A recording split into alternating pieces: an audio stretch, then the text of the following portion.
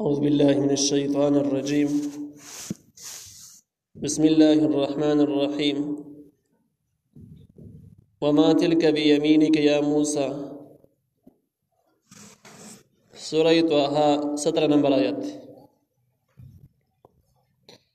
17 نمبر آیت کی د موسی علیہ السلام د باقی حصہ ذکر کی. اللہ تعالیٰ موسی علیہ السلام نے تپوس وکړه چې وما تلک بیمینک یا موسی، او ستري دغه ستا په ښی لاس کې ای موسی علیہ السلام، ستا په لاس کې څه شی دی؟ قال موسی علیہ السلام ورته وویل هي عصایا، دا زما امسا ده،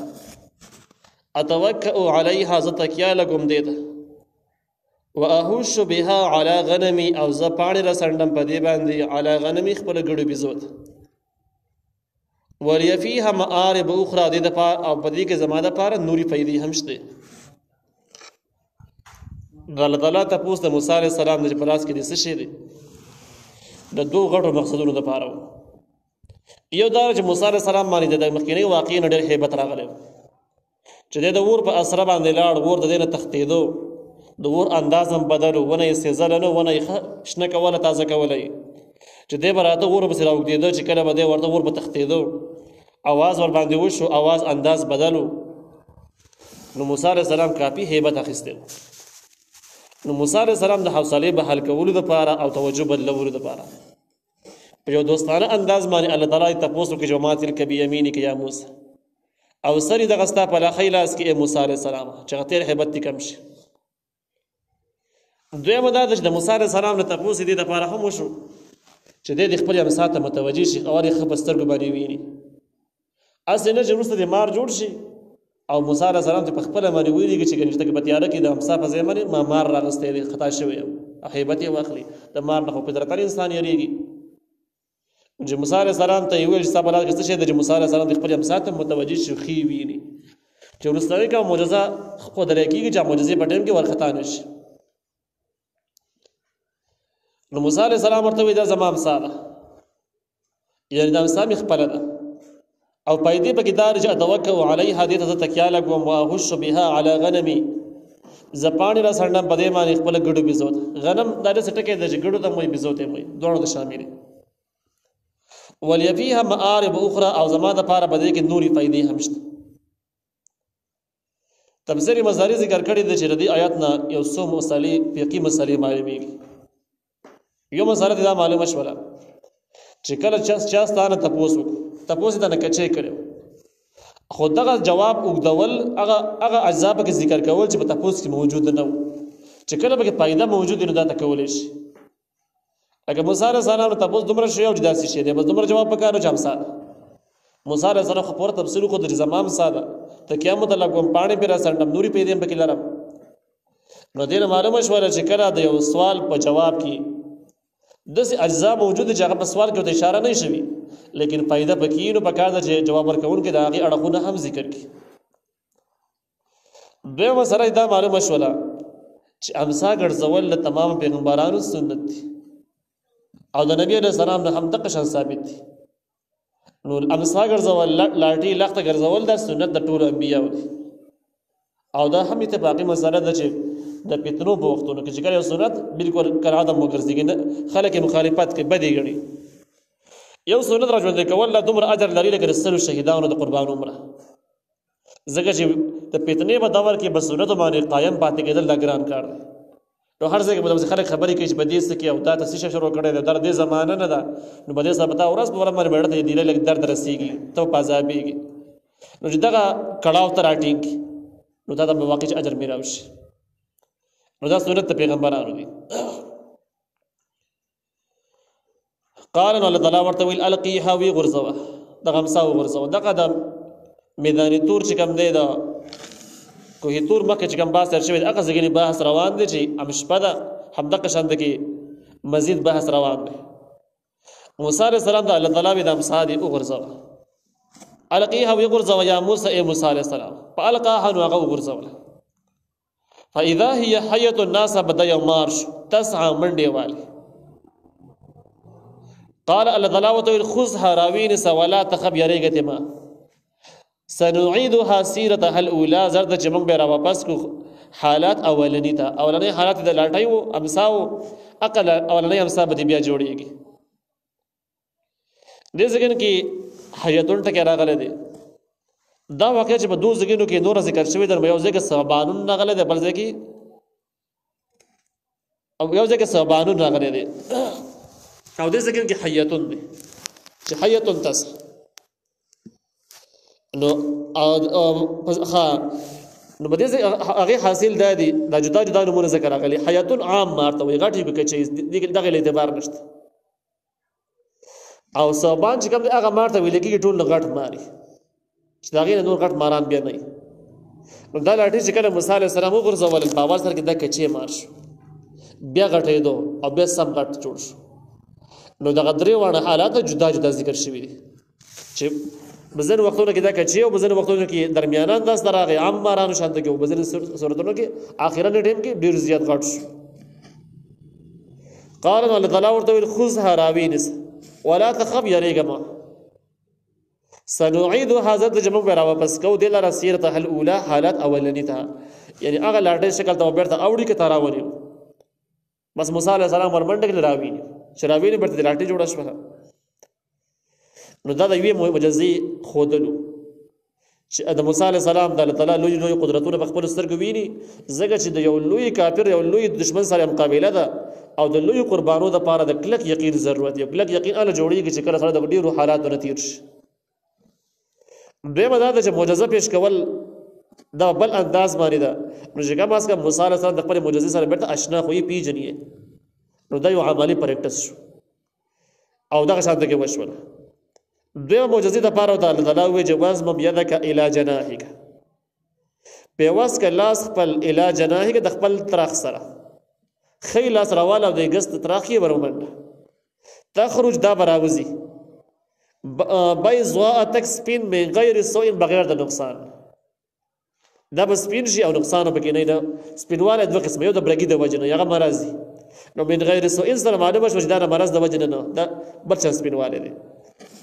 دا سپینواله د جکه خسته خاري د اورنا به کوله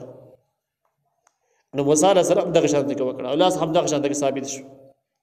الله تعالی ورته ویل آیت نو خردا بل معجزه شو آیت نخې ته ویل کېږي د الله تعالی د قدرتونو نښه شوه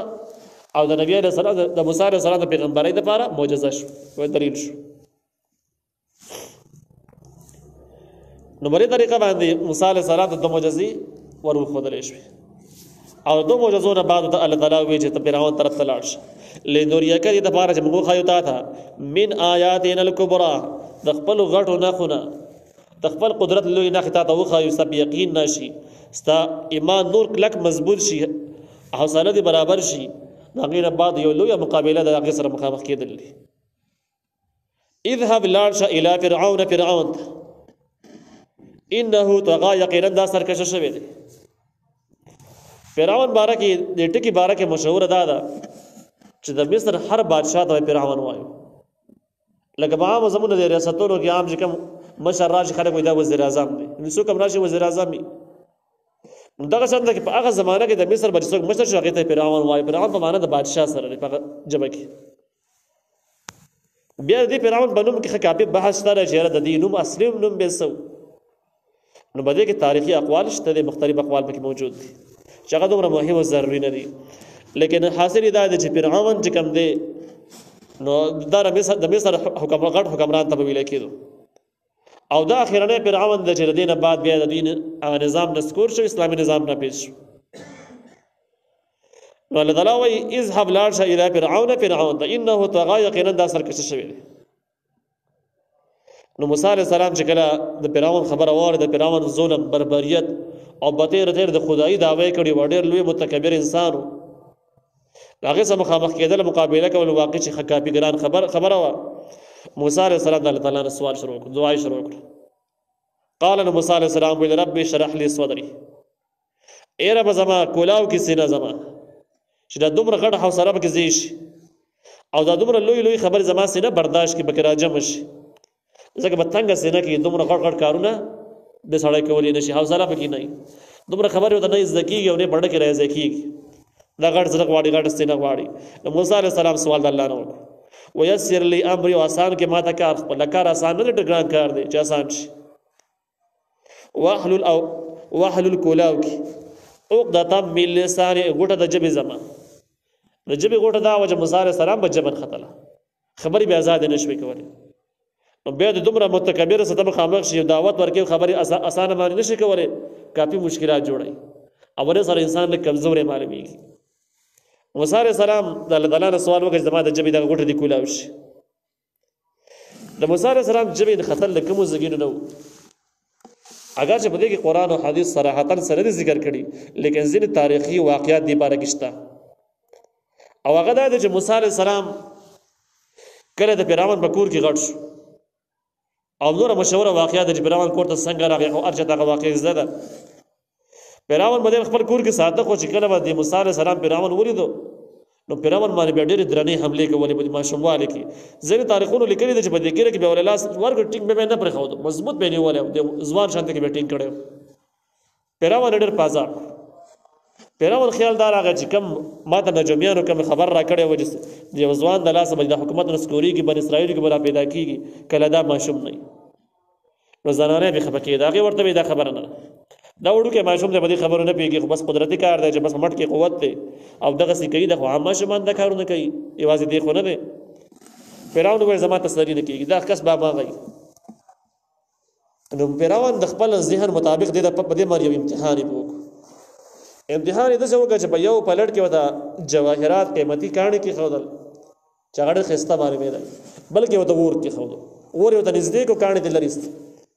ولکه دا رښتیا نه پوهېږي په دې اور به حمله وکړي ماشوم هغه فطرت دا چې هر شی رانیسي هغه به نه پوهېږي چې څه کوي ارسانه کوي حمله به کوي رانیسي ولکه دا هوښیار یې نو دا به د جواهرات ته لاس وغځوي او که دی نه هوښیار څنګه چې د زنانه ورته مشوره ورکړې وه چې دا ماشوم دی پوهېږي نو په اور به حمله وکړي نو موسی علیه السلام پیدایشي شعور عقل ډېر زیات مضبوط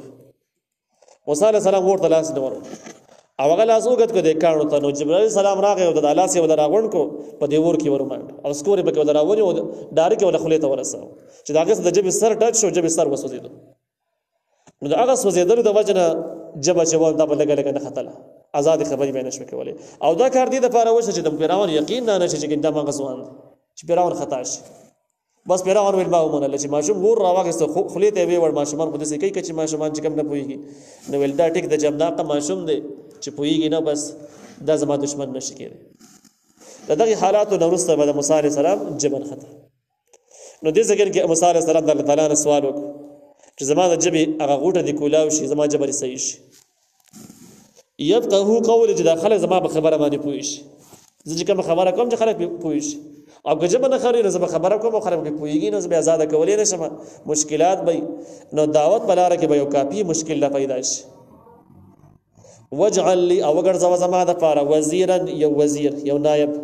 من اهل زما د کور د خلکونه هارون چې هارون عليه السلام اخي زما ورور هارون عليه السلام د موسی عليه السلام د مشر خدا پیغمبر نو اسی سړیو موسی عليه السلام سوال وکړ زما یو نمائندګي په تور باندې نماینده په تور باندې مقرر شي د دې زما سره لاړ شي زګه دا کار ډېر درونه غټ ته یو غټ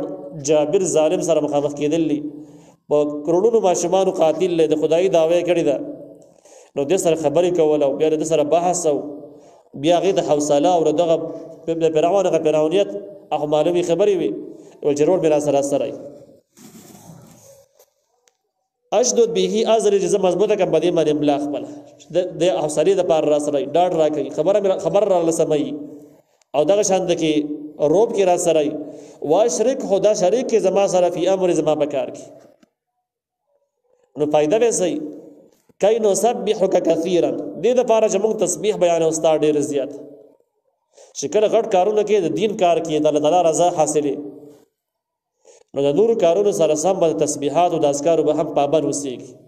کاغه د جهاد لار ده کاغه دعوت لار ده هر یو لار ده هر مشکل چې حل کول غواړي د اذکار او تسبیحات او پابند وسیږي نو موسی علیه السلام ویل چې د هغه علاقه چې د ظلم او د وحشت نه ډکه ده شابه د الله نوم نه دی خسته وسپوري اوس بل دغه ظالمانو سره موږ دغه حق او د باطل معرکې کول غواړي نو چې دا را سره تسبیحات را سره ډیر وي ونذكرك او ونذكرك مو یادو تعالی کثیرن ډیر زیات انك كنت بنا بصيرا یقینا ته موږ لره لیدونکی ته زموږ حال یې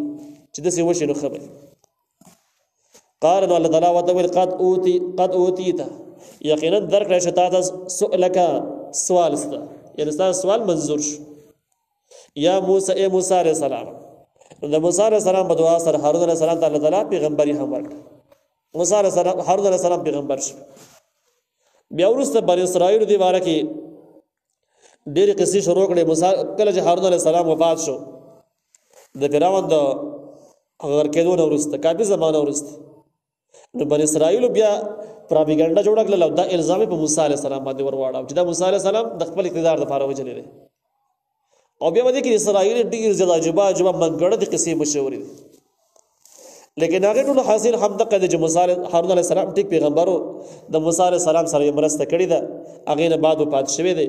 بیا تاریخونو نور نه دي لیکلي چې په کوم ځای کې جنازه وشوه کوم ځای کې دفن شو تاریخ نه پاڼو نه غیب دي لیکن دا چې الزام موسی علیه السلام باندې نشته